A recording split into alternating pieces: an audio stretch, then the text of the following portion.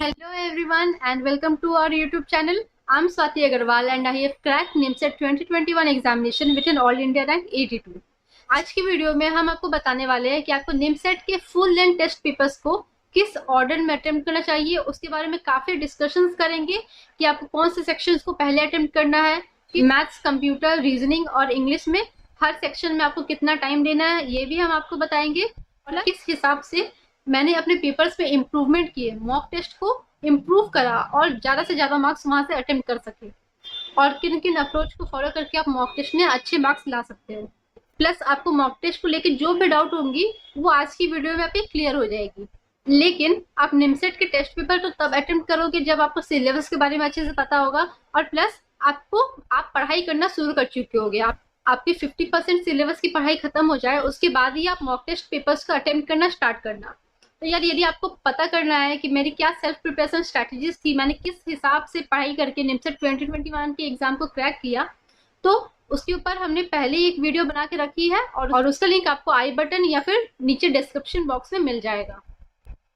सो आप वो वीडियो जरूर देखिए, उसमें मैंने सारे अपने प्रिपरेशन स्ट्रैटेजीज के बारे में अच्छे से बता दिया है, आपको टिप्स भी दे चुकी हूँ कि किस हिसाब से आपको पढ़ाई करनी है। और यदि आपने मेरी पहली वाली वीडियो देखी होगी तो आपको पता होगा कि I have also appeared for NIMCET 2020, लेकिन वो एग्जाम मेरा क्रैक नहीं हो पाया, तो मैंने उसके ऊपर भी एक वीडियो बना रखा है कि निमसेट 2020 की प्रिपरेशन में मैंने क्या क्या गलतियां की थी, किस पार्ट में मेरे को प्रॉब्लम हुआ था जिस कारण वो एग्जाम मेरा क्रैक नहीं हो पाया। तो यदि आप भी निमसेट की तैयारी करें तो आप वो वीडियो भी जरूर देखें, क्योंकि एग्जाम की तैयारी के लिए आपको प्रिपरेशन स्ट्रैटेजीज भी जानना जरूरी है और आपको वो गलतियां भी पहले से पता होनी चाहिए जो कि आपको अपने प्रिपरेशन में नहीं करनी है। Okay, so go and watch out those videos and let's begin with the today's video.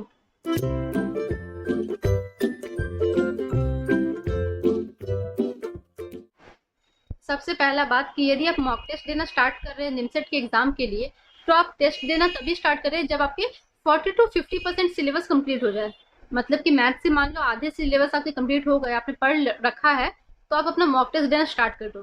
क्योंकि यदि आप वेट करोगे कि सारे टॉपिक्स कंप्लीट हो जाएंगे उसके बाद ही मॉक टेस्ट स्टार्ट करेंगे तो वो टॉपिक कभी कंप्लीट नहीं होने वाला है और इससे क्या होगा कि आप कम पेपर अटेम्प्ट करोगे। आप जितना ज्यादा अटेम्प्ट करोगे आपको उससे ज्यादा फायदा मिलने वाला है, क्योंकि टेस्ट पेपर देने के साथ साथ उसका एनालिसिस भी बहुत जरूरी है। अब आते हैं कि आप मान लो एक टेस्ट देने जा रहे हो। ओके, मान लो कि आपने किसी ट्यूशन के, किसी कोचिंग के, किसी मॉक टेस्ट के सब्सक्रिप्शन को ले रखा है और अब आपको एक full length mock test paper NIMCET का देना है। ठीक है, तो सबसे पहले तो आपको ये पता होना चाहिए कि कितने मार्क्स के होते हैं।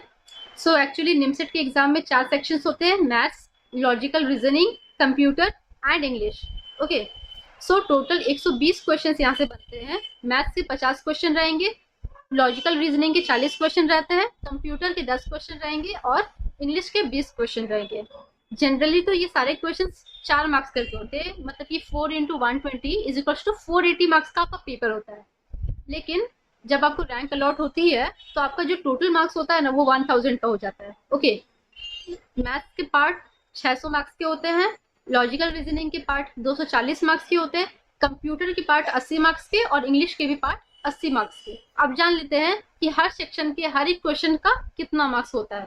सो मैथ्स के 50 क्वेश्चन होते हैं जिसमें कि हर एक क्वेश्चन के 12 मार्क्स होते हैं, लॉजिकल रीजनिंग के 6 मार्क्स के पर क्वेश्चन रहते हैं, कंप्यूटर के सेक्शन में 8 मार्क्स के पर क्वेश्चन रहते हैं और इंग्लिश के पार्ट में 4 मार्क्स के पर क्वेश्चन रहते हैं।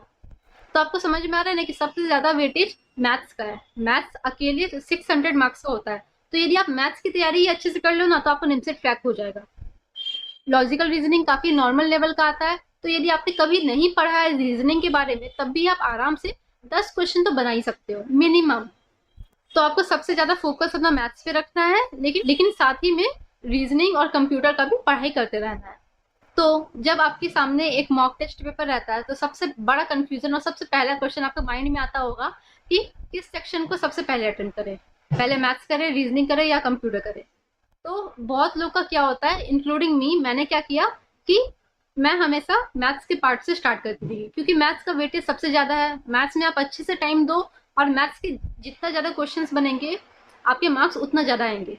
बहुत लोग क्या करते हैं कि कंप्यूटर और इंग्लिश वाले पार्ट से स्टार्ट करते हैं ये सोच के कि 15 से 20 मिनट में इस पार्ट को पहले कर लेंगे, उसके बाद फिर मैथ्स और रीजनिंग की तरफ मूव करेंगे। ओके, सो ये डिसीजन आपके ऊपर है। आपको कौन सा सेक्शन करने में ज़्यादा कंफर्टेबल लगता है, आप उसी से स्टार्ट करो।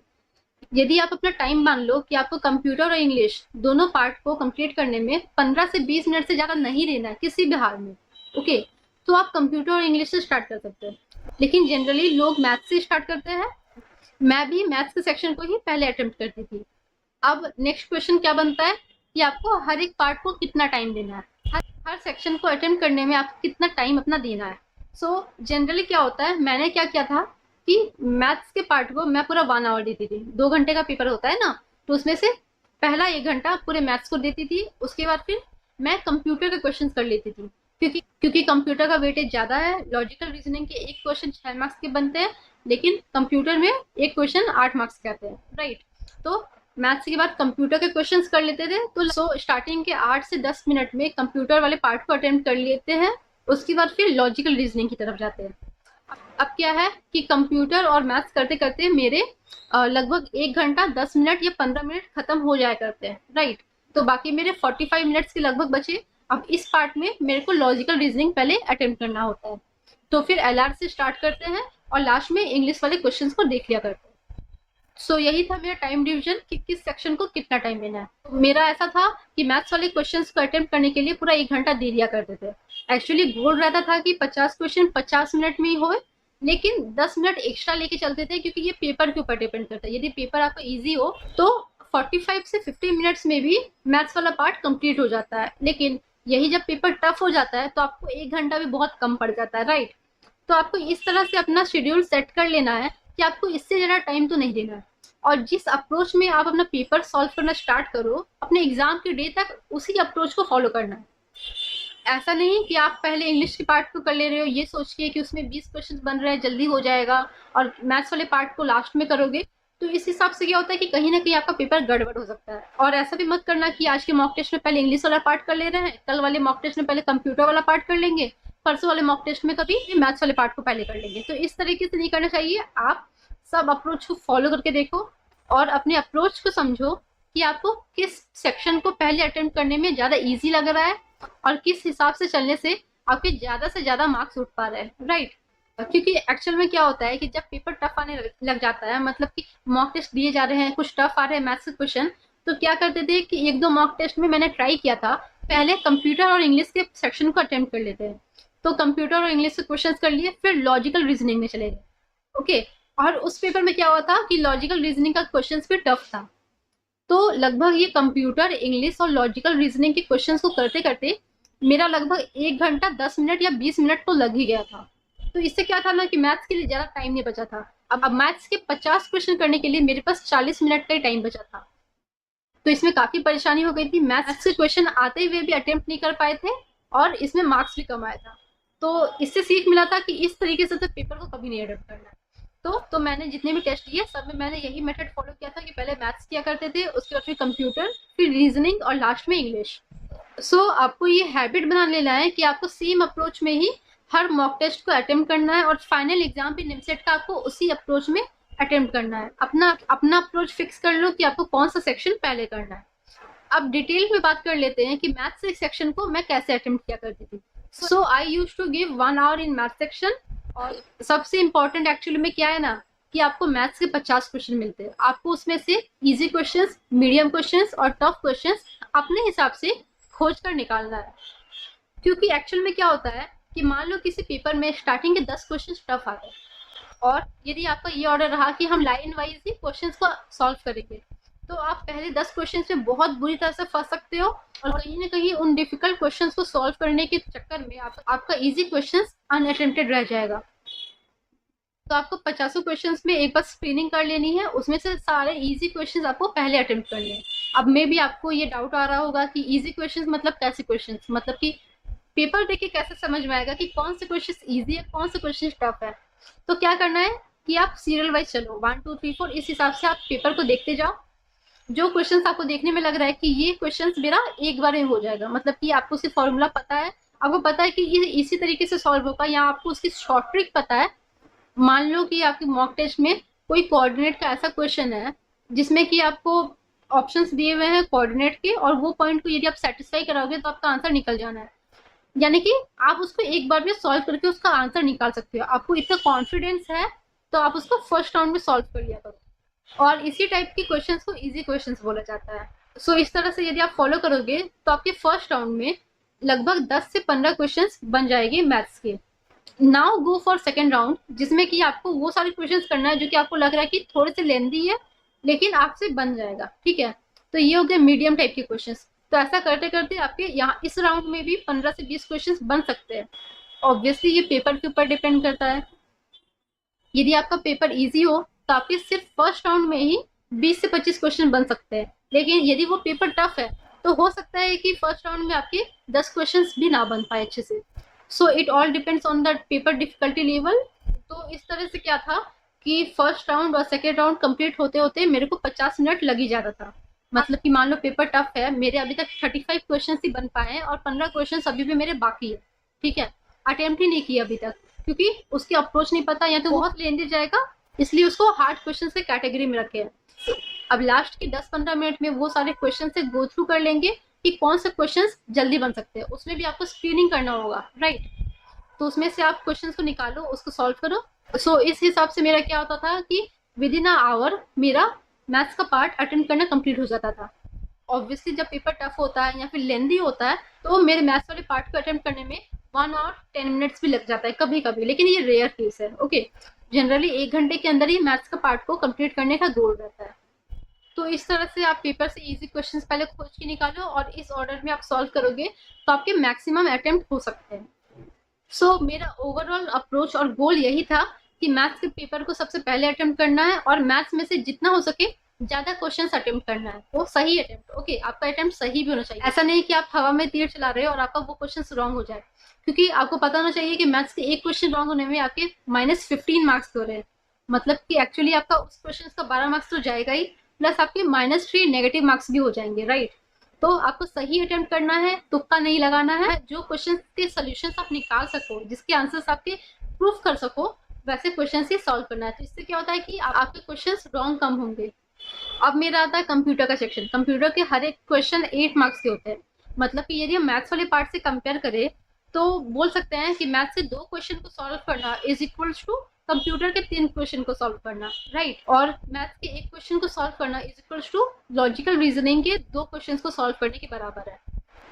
सो आपको समझ में आ रहा होगा कि मैथ्स का वेटेज कैसा है। So that's why I used to attempt the maths portion first of all and then I will go to the computer section. अब कंप्यूटर में क्या होता है कि 8 मार्क्स के पर क्वेश्चन है और उसमें 10 क्वेश्चन है, राइट। मेनली जितने भी क्वेश्चंस कंप्यूटर में आते हैं वो कन्वर्शन वाले होते हैं या तो फिर कॉम्प्लीमेंट वगैरह के होते हैं। तो वो सारे क्वेश्चंस एक बार में बनी जाया करते हैं। कंप्यूटर में ज़्यादा टाइम देने की जरूरत नहीं थी मेरे को। लगभग 10 मिनट में आराम से 10 क्वेश्चंस को अटेम्प्ट किया जा सकता था। अब आते हैं रीजनिंग की तरफ में। अब रीजनिंग के पार्ट को 40 मिनट के अंदर कंप्लीट करने का गोल रहता था, राइट। क्योंकि जैसा कि मैंने बताया कि मैथ्स वाले पार्ट को 1 घंटा देते थे, फिर कंप्यूटर को 10 मिनट, फिर लॉजिकल रीजनिंग वाले पार्ट को 40 मिनट देंगे, तब जाके इंग्लिश वाले पार्ट को 10 मिनट का टाइम दे पाएंगे, राइट। अब रीजनिंग वाले पार्ट को भी 2 राउंड दिया करते थे। मैथ्स वाले पार्ट को 3 राउंड, जबकि रीजनिंग वाले पार्ट को 2 राउंड। 2 राउंड क्यों? क्योंकि फर्स्ट वाले राउंड में हमने सिंपल क्वेश्चन कर लिए, जैसे कि ब्लड रिलेशन के क्वेश्चन या फिर सिंपल एप्टीट्यूड के क्वेश्चन। लेकिन पजल वाले जो क्वेश्चन होते हैं वो फर्स्ट राउंड में नहीं अटेम्प्ट करते थे। क्या होता है कि पजल वाले क्वेश्चन पर टाइम देना पड़ता है। आपको एक पजल के अंदर 3 से 4 क्वेश्चन मिल जाते हैं। पजल क्वेश्चंस कभी टफ आ जाते हैं तो कभी इजी पे आ जाते हैं। जब इजी हो तब तो आपको एक राउंड में निकल ही जाता है, लेकिन कई बार पजल्स टफ होते हैं और टाइम के कारण क्वेश्चंस टाइम पे नहीं खत्म हो पाते। और सो पजल वाले पार्ट को सेकेंड राउंड में ही करें। अब इसके बाद इंग्लिश वाला पार्ट, तो इंग्लिश में टोटल 20 क्वेश्चन होते हैं। तो उसमें सबसे पहले ग्रामर वाले क्वेश्चंस कर लिया करते थे, जितने भी प्रीपोजिशंस वगैरह के या तो एक्टिव पैसिव वॉइस नरेशन, ये सारे क्वेश्चंस पहले अटेम्प्ट कर लिया करते थे। उसके बाद फिर अनसीन पैसेज की तरफ जाते थे। अब क्या होता है कि कई लोग अनसीन पैसेज को नहीं भी सॉल्व करते हैं, लेकिन यदि आपके पास टाइम बचा है तो आप पैसेज जरूर पढ़ो। यदि आपको समझ में आता है तो आराम से वहां से भी 4 से 5 क्वेश्चन आपके सॉल्व हो जाते हैं, okay.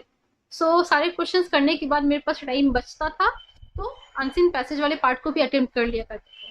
So this was my approach to attempt my mock test papers of NIMCET. अब इसमें भी कुछ लोगों के डाउट होते हैं कि आपने सेम नंबर क्वेश्चंस अटेम्प्ट किए हैं टोटल, लेकिन फिर भी किसी का रैंक ज़्यादा हो जाता है, किसी का रैंक कम हो जाता है, किसी के मार्क्स ज़्यादा आते हैं, किसी के मार्क्स कम आते हैं। तो ऐसा इंसिडेंट मेरे साथ भी हुआ है। So let me share a thing with you all. आपको यहाँ पे 2 पेपर दिख रहे होंगे, पेपर 1 एंड पेपर 2। अब इसमें आप मार्क्स देखो, ये मेरे ही अटेम्प्टेड टेस्ट है जो कि मैंने एस्पायर स्टडी की वेबसाइट में दिया था। और आप यहाँ पे देख सकते हो कि दोनों ही पार्ट में मेरे टोटल अटेम्प्टेड क्वेश्चन है 102। ओके, मतलब कि 120 क्वेश्चन में 102 क्वेश्चन मैंने अटेम्प्ट किए थे। और यहाँ पे आपको साइड में मेरे मार्क्स दिख रहे होंगे। फर्स्ट पेपर में मेरे 595 मार्क्स आए हैं टोटल, ओके, आउट ऑफ 1000। और सेकंड पेपर में मेरे 725 मार्क्स आए। तो आप डिफरेंस देख सकते हो कि दोनों ही पेपर में मैंने 102 क्वेश्चन ही अटेम्प्ट किए, लेकिन एक पेपर में मेरे 595 मार्क्स आए हैं और दूसरे पेपर में मेरे 725 मार्क्स आए। So you can see the difference, 130 marks का डिफरेंस है, राइट। यहाँ पे यदि हम टॉपिक वाइज मार्क्स देखें तो मैथ्स में फर्स्ट पेपर में मैंने 41 क्वेश्चन अटेम्प्ट किए थे, जिसमें कि 32 क्वेश्चन मेरे राइट गए। ओके, एलआर में मैंने 39 क्वेश्चन अटेम्प्ट किए थे, जिसमें कि 27 क्वेश्चन मेरे राइट गए हैं। कंप्यूटर में 9 क्वेश्चन अटेम्प्ट करे थे, जिसमें कि 8 क्वेश्चन सही गए। और इंग्लिश में 13 में से 9 क्वेश्चन सही गए। और सेम वे में ये जो सेकंड पेपर था मेरा, उसमें मैथ्स के 44 क्वेश्चन अटेम्प्ट किए थे, जिसमें कि 38 क्वेश्चन सही गए। Okay, and similarly you can see LR में 35 में से 33 सही गए, कंप्यूटर में 10 में से 8 सही गए और इंग्लिश में 13 में से 9 सही गए। ओके, सो आप देख सकते हो कंप्यूटर और इंग्लिश में मेरे सेम नंबर ऑफ क्वेश्चन सही गए, राइट। कंप्यूटर में 8 सही गया दोनों ही पेपर में और इंग्लिश में 9 सही गया है दोनों ही पेपर में। तो ये डिफरेंस कहाँ से आया? आप देखो यहाँ पे मैथ्स वाले पार्ट से बहुत बड़ा डिफरेंस आया।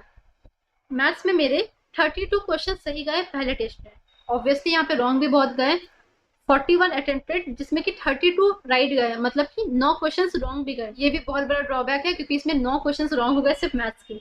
जबकि दूसरे वाले पेपर में 45 अटेम्प्टेड क्वेश्चंस थे, जिसमें कि 38 सही गए, यानी कि 6 क्वेश्चंस रॉन्ग गए। Okay, this is quite acceptable, लेकिन वो 9 क्वेश्चंस का डिफरेंस बहुत ज्यादा है। लेकिन फिर भी देखा जाए तो पेपर 1 में 32 क्वेश्चन सही गए और पेपर 2 में 38 क्वेश्चन सही गए। तो इसी के कारण ये मार्क्स का इतना बड़ा डिफरेंस आप देख पा रहे हो। और लॉजिकल रीजनिंग में भी 27 क्वेश्चन सही गए और यहाँ पे 33 क्वेश्चन सही गए। तो ये दिखाने का मेरा कारण यही था कि मान लो कि आप और आपके एक फ्रेंड मॉक टेस्ट दे रहे हो, सेम मॉक टेस्ट, और आप दोनों ने same number of question attempt कर रखा है, लेकिन फिर भी दोनों के रैंक और मार्क्स में बहुत बड़ा डिफरेंस आ सकता है। And this is the life proof. तो इस तरह से आपको समझ में आ रहा होगा कि आपको मैथ्स और रीजनिंग वाले क्वेश्चंस को बहुत अच्छे से टाइम देना है, इसमें अच्छा कमांड लेना है और इनमें से ज़्यादा क्वेश्चंस आपको राइट अटेम्प्ट करके निकलना है। सो इस तरह से आप अपने मार्क्स को बढ़ा सकते हो और इसी तरह से तैयारी करते रहे, मॉक टेस्ट पेपर्स को देते रहे और उसका एनालिसिस भी बहुत इंपॉर्टेंट है। So for the analysis part we will make a separate video, उसमें आपको डिटेल्ड वे में बताएंगे कि किस हिसाब से आपको एनालिसिस करना है। क्योंकि आपने अपने टीचर से ज़रूर सुना होगा कि आप मॉक टेस्ट पेपर का अच्छे से एनालिसिस करो, लेकिन यार एनालिसिस करना कैसे है वो भी जानना बहुत इंपॉर्टेंट है, क्योंकि जितना अच्छा एनालिसिस करोगे आपको उतना ही ज़्यादा फायदा मिलेगा पेपर का। So in the next video we will be discussing about analysis. और आज की वीडियो के लिए बस इतना ही। इस हिसाब से आप तैयारी करते रहो, मोटिवेटेड रहो और अच्छे वे में पढ़ाई करोगे, अच्छे से टेस्ट पेपर दोगे तो आपका भी निमसेट का एग्जाम सेल्फ प्रिपरेशन से क्रैक हो सकता है। लेकिन यदि आपको लग रहा है कि आप मोटिवेटेड नहीं हो, आपके पास कॉन्फिडेंस नहीं है, या फिर आप अच्छे से पढ़ाई को मेंटेन नहीं कर पा रहे हो, डेली अच्छे से टाइम नहीं दे पा रहे हो, तो आप कोचिंग ज्वाइन कर सकते हो, क्योंकि उससे क्या होता है कि आपको गाइडेंस अच्छा मिल जाता है, right. So it all depends on you, आपको जो चूज करना है, लेकिन अच्छे से पढ़ाई करते रहना है। So this was all about today's video. यदि आपको आज की वीडियो से हेल्प मिली हो तो वीडियो को लाइक करें, और यदि आपके फ्रेंड्स भी निमसेट की तैयारी कर रहे हैं तो आप इस वीडियो को अपने फ्रेंड्स के साथ भी शेयर करो। And that's all for today. See you in the next video. Thank you.